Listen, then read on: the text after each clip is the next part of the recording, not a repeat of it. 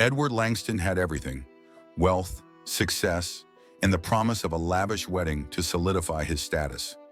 To make the occasion even sweeter, he invited his ex, expecting to see her regret and pain.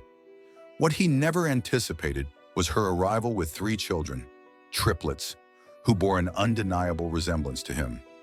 Lila James had spent years focusing on her art, channeling her emotions into bold, expressive paintings that spoke of resilience and growth. Though life had been a struggle, she had built a quiet, fulfilling world for herself and her children, Jasmine, Caleb, and Noah. The last thing she expected was an invitation to Marcus Walker's wedding. Holding the gilded envelope in her hands, she knew exactly why he had sent it: to flaunt his success. Her first instinct was to throw it away, but then she thought of her children. They had begun asking about their father, and despite everything, she knew they deserved answers. When the day arrived, Lila dressed with quiet confidence, choosing a navy blue dress that spoke of dignity rather than opulence. The triplets, excited but unaware of the storm awaiting them, wore outfits carefully chosen to match hers.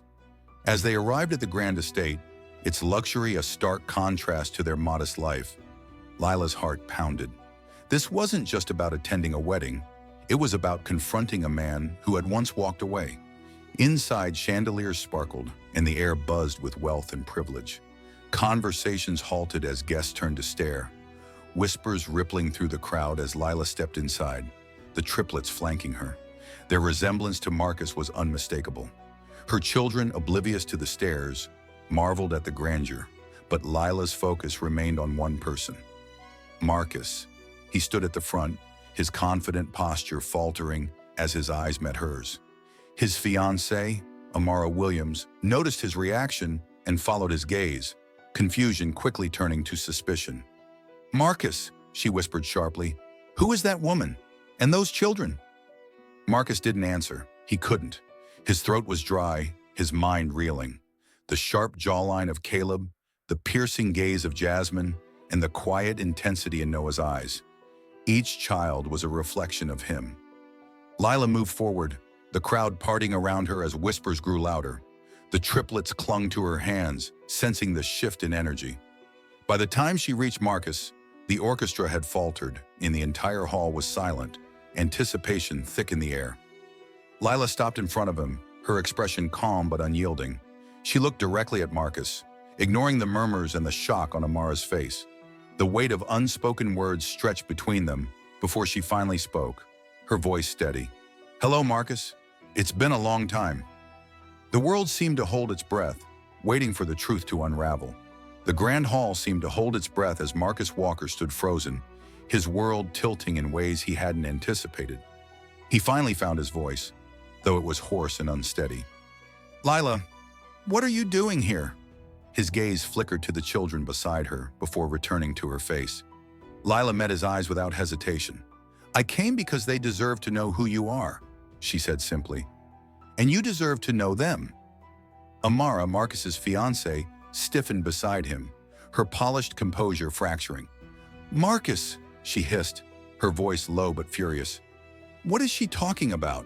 Who are these children?" Lila turned to her, her tone polite but firm. "I'm sorry to disrupt your day, but this is a truth that can't be ignored any longer." A wave of murmurs spread through the crowd. "His kids," someone whispered. "They look just like him."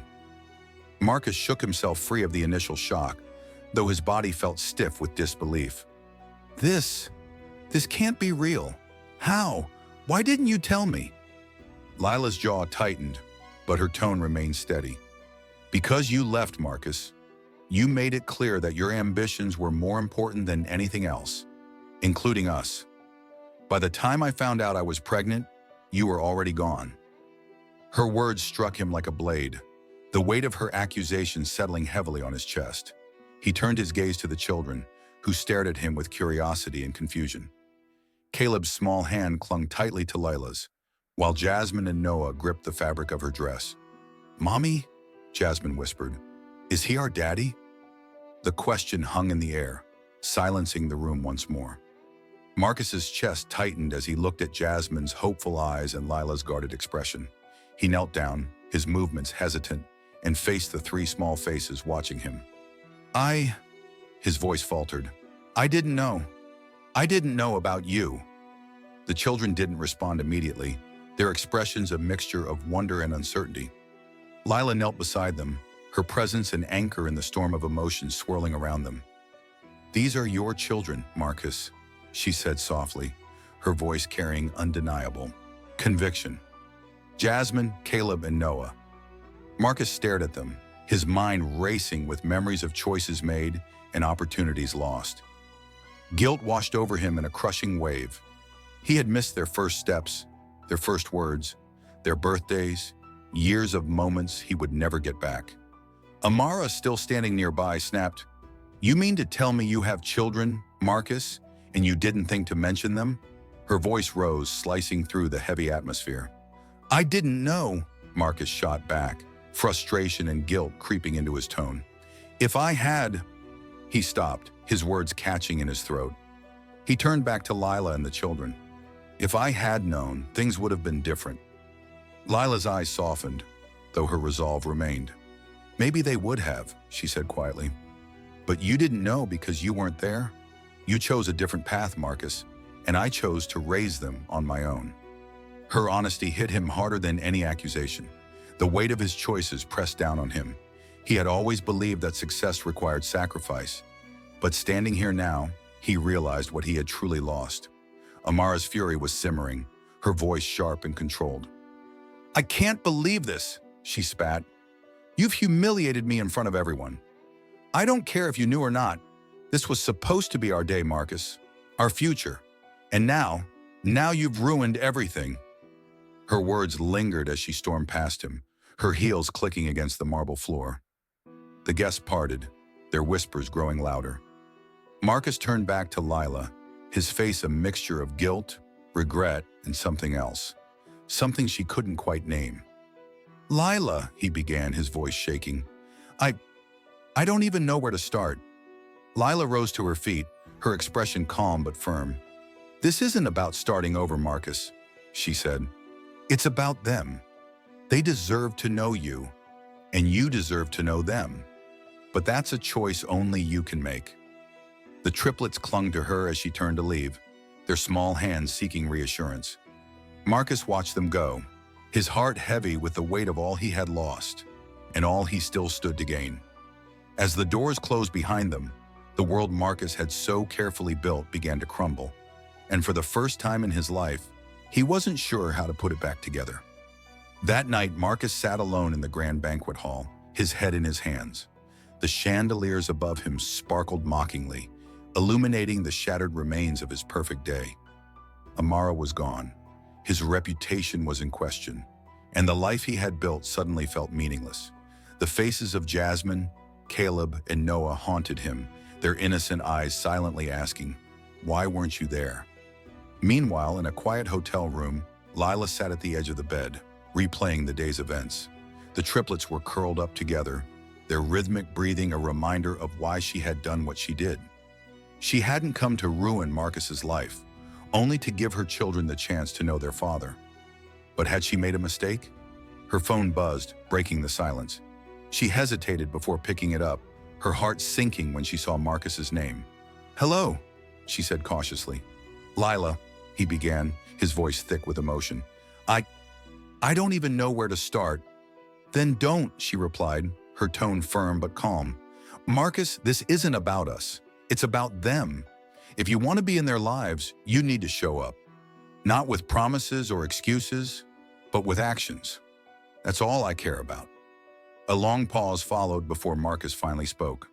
"Can I see them tomorrow? Please." Lila's heart softened slightly. "We'll be at the park near the hotel at 10 a.m. If you want to meet them, that's where we'll be." "Thank you," he said quietly. "I'll be there." The next morning, the park was filled with the sound of children laughing. Lila sat on a bench, watching as Jasmine coaxed Caleb onto the swings, while Noah sketched in his notebook. They seemed at ease, unaware of the weight of the moment. Marcus arrived just before 10 a.m., dressed casually for once. He spotted Lila immediately and took a deep breath before approaching. "Lila," he said softly, his eyes flicking to the children. "Thank you for giving me this chance." This isn't for you, she reminded him gently. It's for them. Marcus nodded, the truth sinking in. He turned to the triplets, who watched him with a mix of curiosity and hesitation. Kneeling, he smiled nervously. Hi, he said. I'm Marcus, but you can call me Dad if you want. Jasmine tilted her head, studying him with wisdom beyond her years. Why didn't you come before? Marcus swallowed hard. I didn't know about you, he admitted, and I'm so sorry for that. If I had known, I would have been here. But now that I do, I want to be here for all of you. Caleb folded his arms. You can't just show up and be our dad. You're right, Marcus said. I have to earn that, and I will. Jasmine was the first to step forward, her small hand reaching for his. Okay, she said simply. Emotion overwhelmed Marcus as he took her hand, nodding. Okay. Over the following weeks, he showed up at their games, their art shows, their bedtime stories. Slowly, the walls came down, and as Lila watched him become the father they deserved, she realized that perhaps people could change. For the first time in his life, Marcus felt truly rich, not in wealth, but in love.